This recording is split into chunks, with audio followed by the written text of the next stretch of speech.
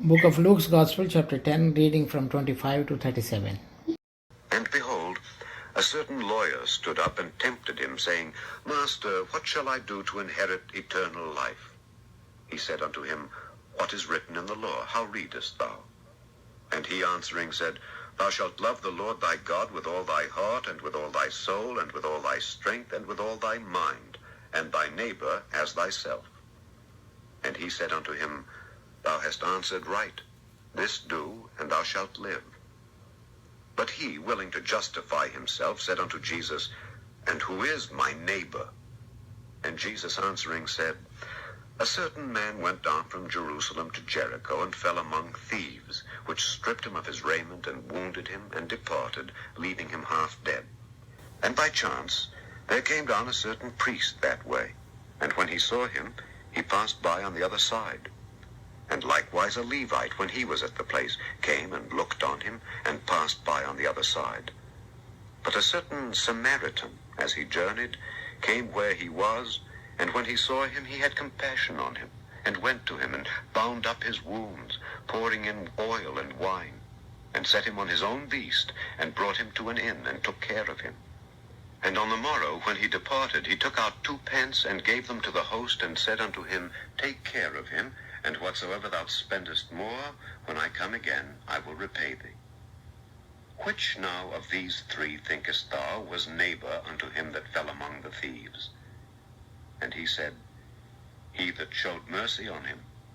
Then said Jesus unto him, Go and do thou likewise.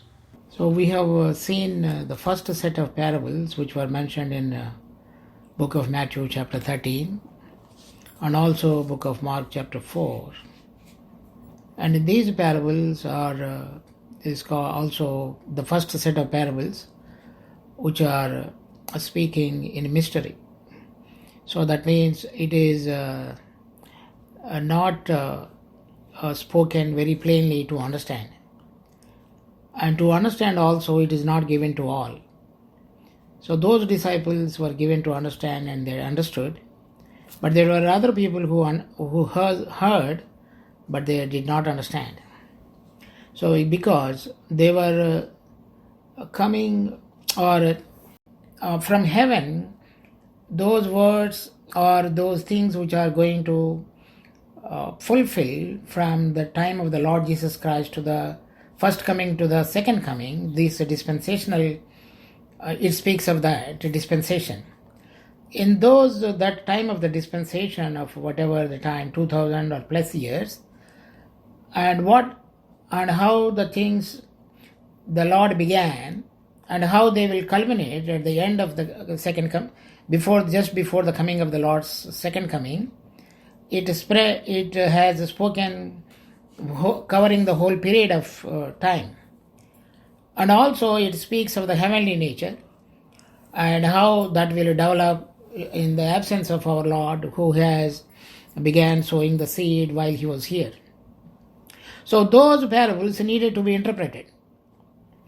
And later on, so because it is casting the light from the heaven, and those who have received the light from the heaven, they will be able to understand. So in a normal sense, even if you read, it will be difficult to understand.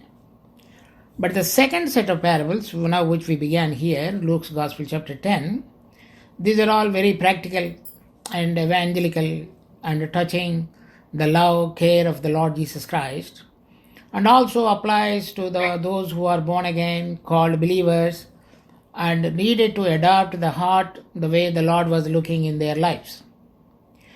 And there are another set of parables which are spoken in book of Luke's Gospel chapter 22 and Matthew chapter 24, 25. Those parables are prophetic parables. So that means what it is going to happen just before the coming of our Lord Jesus Christ. So these parables, now in Luke chapter 10 we have seen the Good Samaritan. Luke chapter 11, there in Luke chapter 10 we see the man came and taken that person who was in need without him asking anything, that he has taken care of him. In Luke 11, there the person come and asks his friend for a bread. So by asking he received. So these are all very plain. Lord has spoken, speaking of the nature or the behavior, character which people of kingdom of heaven needed to develop in their lives. Now here we see this parable and verse 25. Behold, a certain lawyer stood up and tempted him, saying, Master, what shall I do to inherit eternal life? So as per the law, that is in book of Deuteronomy chapter 6, 25, and it shall be our righteousness if we observe to do all these commandments before the Lord our God as he hath commanded us. Or by doing these things you shall live. That is what it meant in those whole verses. In Old Testament, so by doing those things they will have the life, and they will also be adjudged as righteous people in the sight of God.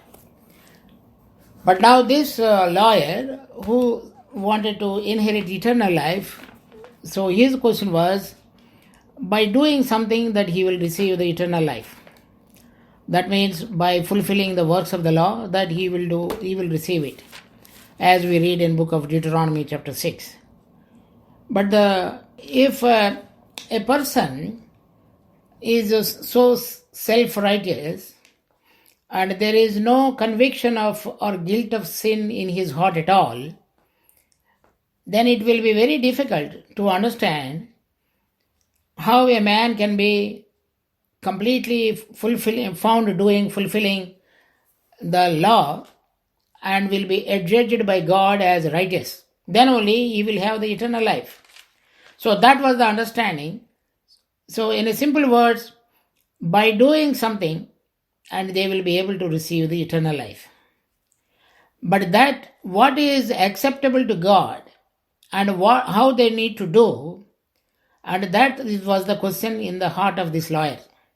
So this lawyer belongs to a group where the people who has not only having the knowledge of the law, but also they are interested to do or aggressively pursuing by living a life, having an earnest desire to receive the eternal life. But in the New Testament, when the Lord came, he said, when we confess our sins and trust in the Lord Jesus Christ, our sins will be forgiven. It is going to be a gift. But that was not the understanding what the lawyer had before. So the Lord said, he said unto him, what is written in the law? How readest thou? In 27, he answering and said, thou shalt love thy Lord thy God with all thy heart, and with all thy soul, with all thy strength, with all thy mind, and thy neighbor as thyself. And he said unto him, thou hast answered right, this do, and thou shalt live. So if you do these things, then you will live.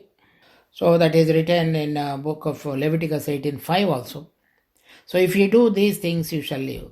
So those two acts, loving God with all thy heart, with all thy might, with all thy mind, and also loving thy neighbor as thyself. And as soon as the Lord asked him, then what is written in the law, he answered very nicely. And verse 28, and he said unto him, thou hast answered right, this do, and thou shalt do. Then in 29, but he, willing to justify himself, said unto Jesus, and who is my neighbor?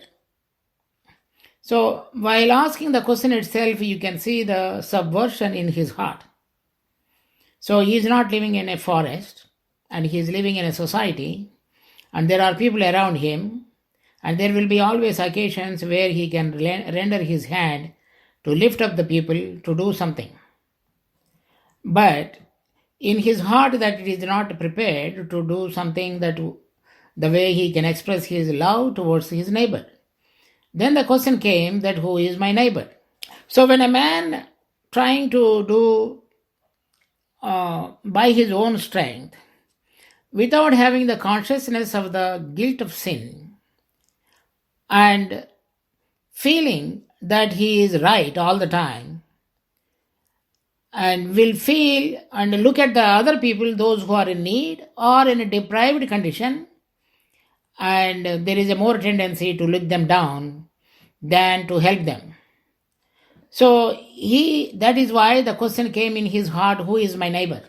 And Judaism or the Pharisees, the meaning of the Pharisee itself is this: who are separated in self-righteous life and filled with pride. And when a man is filled with pride and only harping upon his self-righteous people, which we read in Luke's Gospel chapter 18 in the prayer of the Pharisee and a tax collector, and with that kind of a heart and having a concern and a burden for the neighbor is not expected. So Lord, sensing his heart, and when he has put a question, who is my neighbor, then the Lord spoken to him. What is the law saying? Then the Lord said, it is love thy God and love thy neighbor as thyself. Verse 30, Jesus answering and said, then he started speaking. A certain man went down from Jerusalem to Jericho. So it was a distance of 21 miles. So from south to northeast, moving. And fell among thieves, which stripped him of his raiment, and wounded him, and departed, leaving him half dead. So that person was half dead. He was wounded, and stripped him of his raiment, and now he did not have a proper covering, and he was half dead condition, and he wounded. And that was not a very good road, and very notorious. Thieves were moving along looking for such kind of a vulnerable prey where they can really loot the people. 31. But by chance there came down a certain priest that way, and when he saw him, he passed by the other side.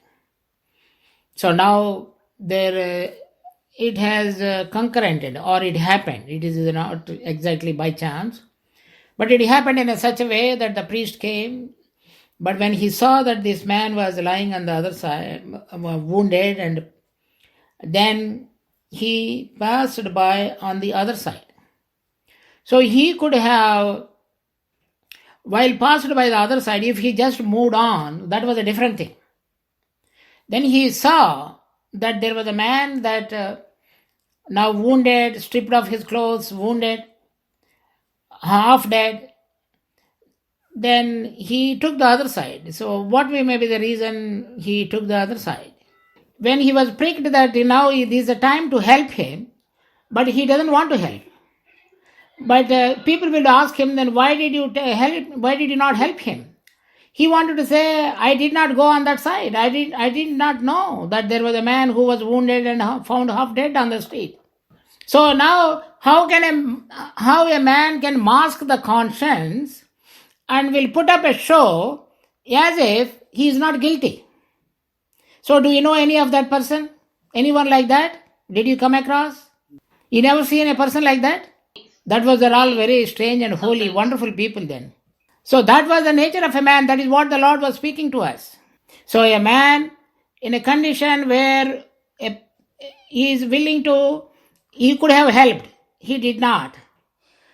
And he could have said, yes, I have seen him, because I do not know the person was dead or half dead, what is the condition, and who he is, I don't know. That is why I did not go there, but I just passed by. But when he took the other side, then he is saying, he behaves as if he did not see him, and he is not guilty. He is a wonderful person, and he behaves and he acts outside that there was no guilt, there is nothing that he has done wrong. And what a show of a human heart, which is actually inside a different color, stinking, wretched, outwardly putting a different color and showing forth that he is a wonderful person to the people. And those kind of hearts, we can mask the people, and we can mask many people many times, but we cannot mask our heart, our own heart, when you allow the Spirit to convict you. We cannot mask our own conscience when we stand before the Lord. Verse 31. And by chance there came down a certain priest that way, and when he saw him, he passed by on the other side. So the priest thought that he would defile. That is why we thought that he did go other side. But what happened to the Levite? So the Levites are the people who do the service in the tabernacle. The priest is the one who enters, who has the access to enter into the most holy place. But what happens to these people? He also took the other side. So when this same thing may apply to what we have seen earlier, but there is another reason also which can be applied for both. See here, when I see a danger which is just happened, I wanted to save myself. I don't want to enter into a danger zone. And I have seen the warnings here.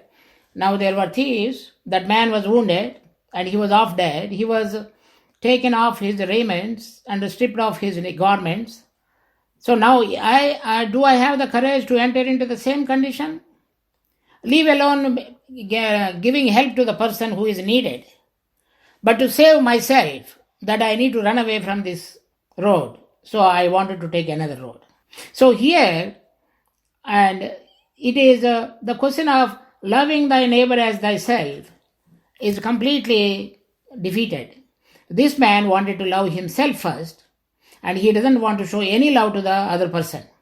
If he wanted to go other side, he should have taken the other person, should have lifted up that other person, put him on his animal, and he should have gone, both of them should have gone the other side. But he did not do that. So now in these two people, we see two conditions. One man and completely oblivious to the hard condition of what was prevailing in his life. And the second man who is loving himself than anything else, and he just does not want to care about others, those who are in need. Always me first. So those two conditions are always we can find in our own self. But in the New Testament, that is a different principle which should operate in our lives. And verse 32. And likewise, when he was at the place, came and looked on him, and passed by the other side, in verse 33. And a certain Samaritan, as he journeyed, came where he was, and when he saw him, he had compassion on him. So he was a Samaritan, so not a Jewish man. And he journeyed, he came where he was, and when he saw him, and he had compassion on him. That is the first thing. And that was missing in both the people, a Levite and a priest. And they are the people who are supposed to serve the Lord in the tabernacle. And they bring, the people when they bring the offerings of their sin offering, thanksgiving offering, in all those things, outwardly they are offering, but they never felt that the Lord is going to show compassion on the people who committed sin and forgive their sins. See how rudimentally they can offer an offering for the condition of the heart of a man, but without having any kind of an application to their own self. And that is the tragedy of the religion. But when this man came, he had compassion and came to him, he saw him, 34, and he went to him. And he did not fear that what happens to him, and he did not fear about the thieves, and he did not feel that he will be defiled. And if he was a Jewish man, the Samaritans also will feel that there is an enmity between both of them.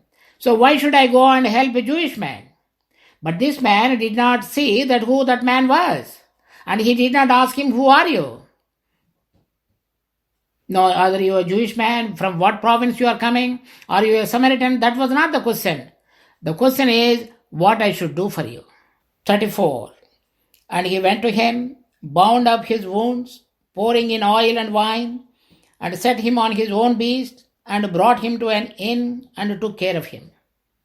So, and he went to him, and bound up his wounds.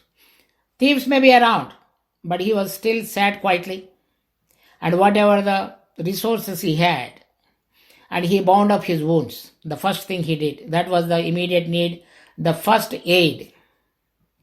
Then pouring in oil and wine, so that to arrest any blood and also to start healing process. Then set him on his own beast. So imagine that man was half dead. So you think that that man will get up by himself and will sit on the saddle of the beast? What do you think? How will he going to put up that man on the set the man on the beast? He has to lift him. Otherwise, how is he going to? So there is no unholy or defilement question there. Exactly. So he expressed, my friend, you don't worry. I am going to lift you up. And also my animal, my beast will carry you up there. You don't have to walk. Then when he walks, I don't think that ass will carry two people. Then he walked beside him. So he spent his wine, he spent his oil, he showed compassion. In the showing the compassion, he spent his wine, he spent his oil, he used his resources to bound his wounds. Then he lifted him up, put him on the beast, then brought him to the inn, and while he was walking, and took care of him. After coming there also, he took care of him. 35. And on the morrow, when he departed, he took out 2 pence. In those days, that is equal to 2-day wages. So if a man is earning $200 a day, that is $400. So that is what he had, and he had given everything. And to the host, and said unto him, take care of him, and whatsoever thou spendest more, when I come again, I will repay thee. So that means this man was a frequent traveler on that road, and he knew the owner of the inn, and he gave all the money, whatever he had, and he also took the responsibility, whatever is needed for that man to recover, and that also he put it charge into my account. Then when I come back, I will do it. So when a man who had a compassion and a clear love indicated to the neighbor, then he spent all he has, and his comforts is transferred to him, and he took the trouble of walking. And he also, for the future, whatever is needed for that man, he takes the responsibility. So that is the way that a person needed to love the neighbor. Not the 2 people, that Levite and the priest. So this man who had completely fulfilled the law, though he does not know the law. So when in that one we see there is a sacrifice. The sacrifice in walking along with him while the man was sitting on the beast. A sacrifice of giving the money what he had, and also a sacrifice to take up the responsibility for the future expense. A loving heart, a caring heart by binding the wounds of the person. And that is all put together is one word, loving thy neighbor as thyself. Verse 36. And which now of these 3 thinkest thou was neighbor unto him and fell among the thieves? So who do you think that who is the neighbor out of these 3? So you stay there and hold on to that answer. And read 37. And he said, he that showeth mercy on him. Yeah, now he doesn't want even to take the name of the Samaritan. So they don't like the name, they don't like the Samaritans. So now you see the heart of that person.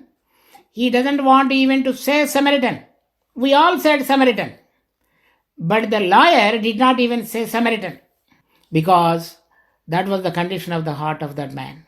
So do you remember anyone that when we don't like the people, then we don't want to call them there by name in respect? We say different names. And that was the condition of that lawyer. He said, I am doing everything according to the law. But outwardly he is fulfilling the law, but inwardly his heart is too far from the spirit of the law. So as a lawyer, he was too far. As a Levite, he was too far. As a priest, he was too far out. The man who is only half Jewish, they are all mixed people, Jewish and Assyrians mix, that is Samaritans. But he had compassion, a sacrificial heart, a caring heart, a loving heart, and he expressed all that in practical life.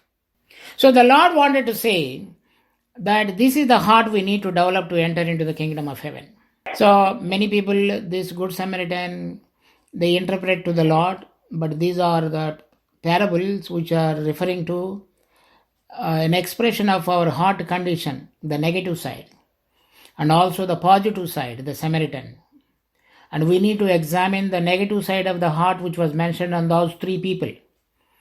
And we should adapt to the positive side of the Samaritan heart in our lives on a practical basis. But these applications, we see these words which are mentioned in the epistles written by Paul, book of Romans, chapter 13. So I'm reading from verse 8 onwards. Owe no man anything but to love one another, for he that loveth another hath fulfilled the law. So in the Old Testament, the law comprising of two things we read. Love thy God with all thy heart, with all thy might, with all thy mind, strength. And love thy neighbor as thyself. When it comes to the epistles, Paul was writing, it is like this, in verse 8. Owe no man anything but to love one another, for he that loveth another hath fulfilled the law. So that means if anybody is loving the brother or a neighbor, is fulfilling without loving God, he cannot love the neighbor. So that is implies. So if anybody is able to love the brother the way he is, he loves himself, then he is fulfilling the law. So ultimately it is coming to one now. Now we will continue. Verse 9. For this thou shalt not commit adultery, thou shalt not kill, thou shalt not steal, thou shalt not bear false witness, thou shalt not covet. And if there be any other commandment, it is briefly comprehended in this saying, namely, thou shalt love thy neighbor as thyself. Out of the 10 commandments, 4 speaks to our relationship with God. The remaining 6 speaks of our relationship with one another. In that, those all things are mentioned. So that is why first 4 becomes one. Love thy God with all thy might, with all thy strength, with all thy mind. And the second 6 commandments will become second one, that is love thy God, love thy neighbor as thyself. Verse 10. Love worketh no ill to his neighbor, therefore love is fulfilling of the law. So now he is talking here, love worketh no ill towards his neighbor. Any of those things we should not do, and also we should do further good.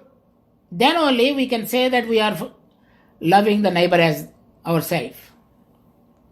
And knowing the time, that now it is high time to awake out of sleep, for now is our salvation nearer than we believed. The night is far spent, the day is at hand. Let us therefore cast off the works of darkness, and let us put on the armor of light. So putting on the armor of light is the Good Samaritan, and the one who is in the light, that who understood the love of God, and who wanted to function in the love of God, and who wanted to manifest the love of God. That is the manifestation of the awakening and living in the light of God. Let us walk honestly as in the day. So those two people, the Levite and the priest, they were not honest. Not in rioting and drunkenness, not in chambering and wantonness, not in strife and envying, but put ye on the Lord Jesus Christ, make not provision for flesh to fulfill the lust thereof. So if you put on the Lord Jesus Christ, then you will be able to love your neighbor as thyself. Then book of Galatians, chapter 5. So I'm reading from verse 11 onwards. And I, brethren, if I yet preach circumcision, why do I yet suffer persecution? Then is the offense of the cross ceased. I would they were even cut off which trouble you. 13. For brethren, you have been called unto liberty. Only use not liberty for an occasion to the flesh, but by love serve one another. For all the law is fulfilled in one word, even in this, thou shalt love thy neighbor as thyself. But if you bite and devour one another, take heed that ye be not consumed one of another. This I say then, walk in spirit, and you shall not fulfill the lust of the flesh. So here a situation is a little different. There were people who were insisting the new converts, Gentile converts, to go for circumcision. So they say you do the circumcision, that is part of the fulfillment of the law, and also do things as per the new dispensation by the Spirit. So Paul was saying, don't do that. So once we are in the Spirit, we don't need to follow the law. Law, which he also says here, to the flesh. But now, we are not Jewish people, so there is no law. But there is something similar to that which also works in the hearts of us. That is, by flesh. That means we are taking a different kind of a law in our hearts, saying that I do many of those things what the Lord is asking, and if anybody is not doing those things, I have a heart towards that people little different. And in fact, I also force them to do those things. And it is not done by the Spirit. I do by my own strength, and I ask the other people also they should do, then only it is correct. But the Lord was saying, Paul was writing here, that is, you don't do those things. And if I pursue that you need to do those things, then whatever I have been preaching, it is all not right. So, in continuation of that, in verse 13, for brethren, you have been called unto liberty. That means don't do any of those things by force or by flesh. Only use not liberty for an occasion of the flesh, but you love one another. So in asking people to do certain thing, if in our heart, if there is no love, and only harping upon the particular act to be done, that is all coming to that we are not effectively bringing the Spirit of God which functions in us. And that was the problem in Galatians. So now I try to understand this. This one, where the law is mixed, or certain acts of the flesh, or the traditions which wherever we are now living, practicing, those things are precedent in the lives of us without having the spirit of love in our hearts.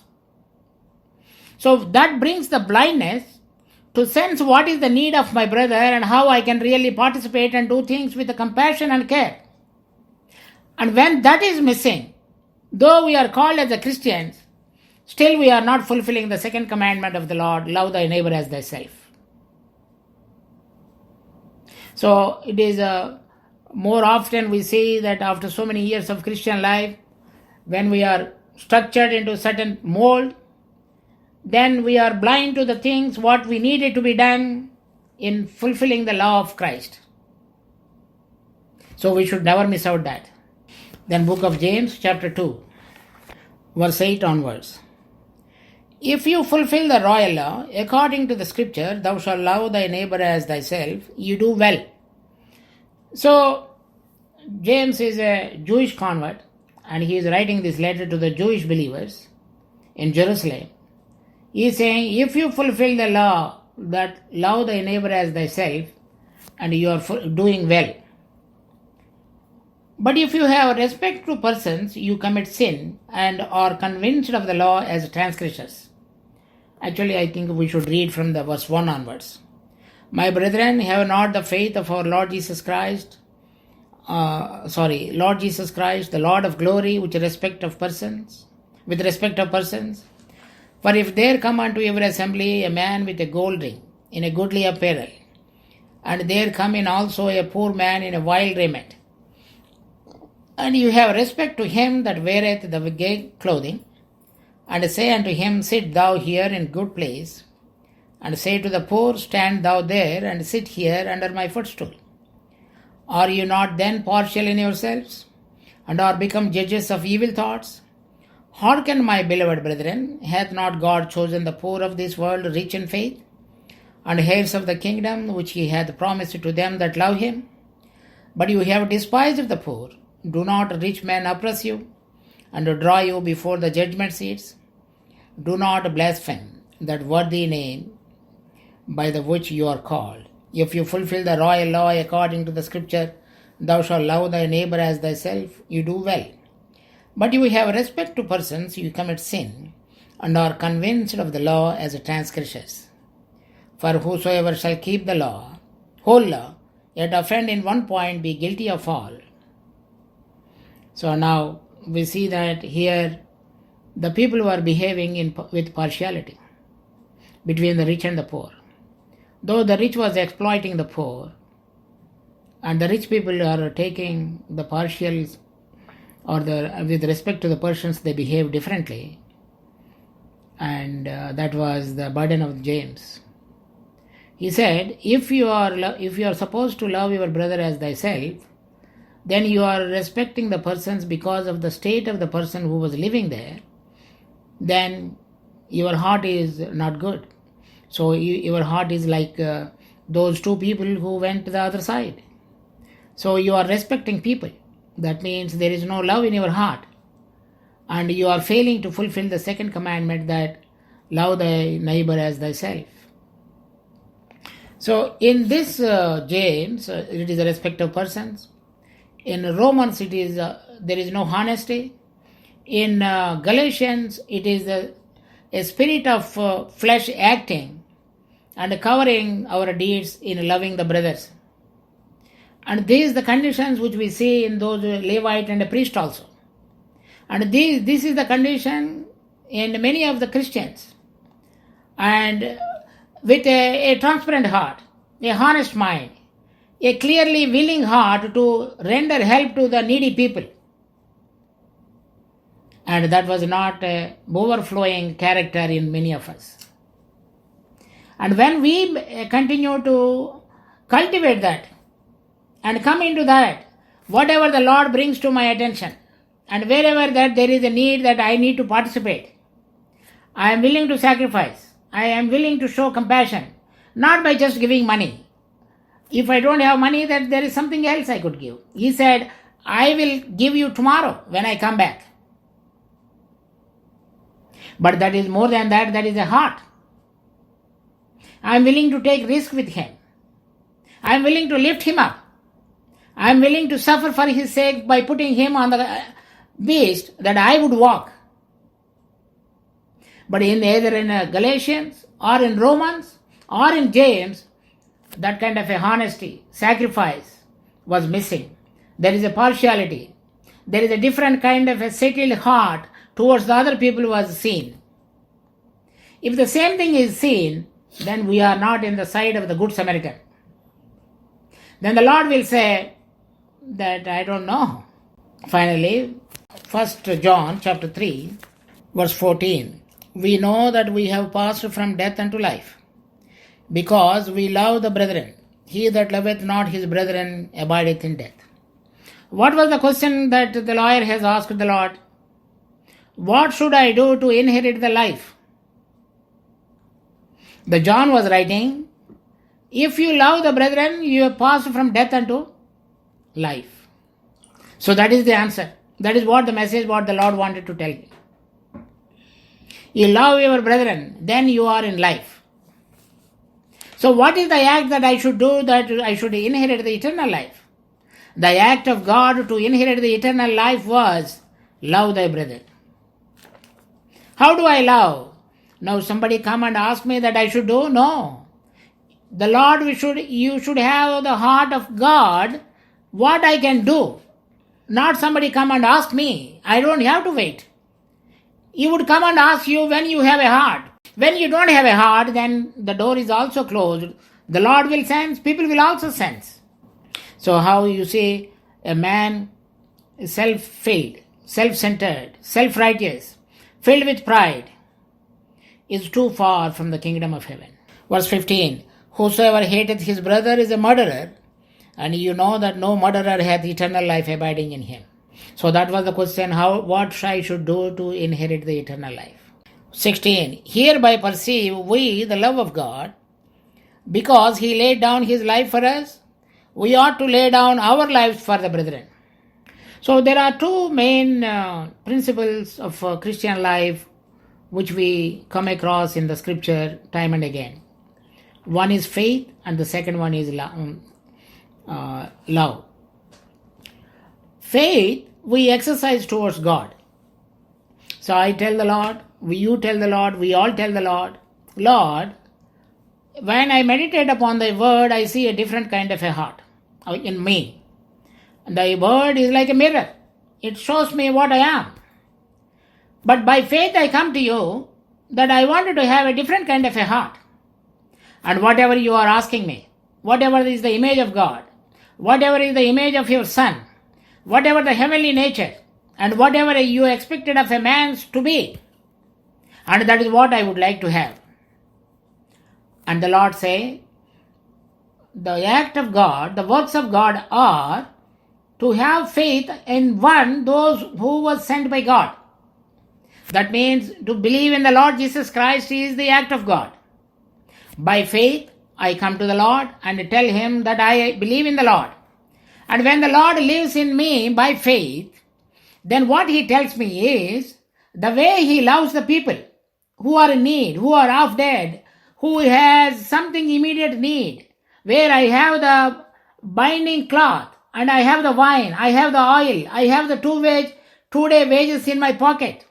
I can take all those things and spend and express my love towards my brethren. And that is the act of God. The one who loves the brethren who has the life. See, very simple thing John told here in 2 verses. The Lord has to explain to that man in a parable. But still he did not understand. He didn't say that Samaritan because he was not quickened in the spirit. Verse 17, but whoso hath these words good, and seeth his brother have need, shutteth up his bowels of compassion from him, how dwelleth the love of God in him. The good Samaritan had compassion on him. That is the first sentence written about him. So that good Samaritan is not for the people who did not know the Lord. The good Samaritan, the Lord was speaking to the people like us, boasting that we know many things, but in practical life and correspondingly in our inner hearts, there is a different spirit in operation. Either the flesh, or the dishonesty, or something law or partiality, or by the law. These are all the things which are putting a mask upon our outward behavior and not bringing out the true picture in showing forth the true and compassionate, love-filled heart towards the people.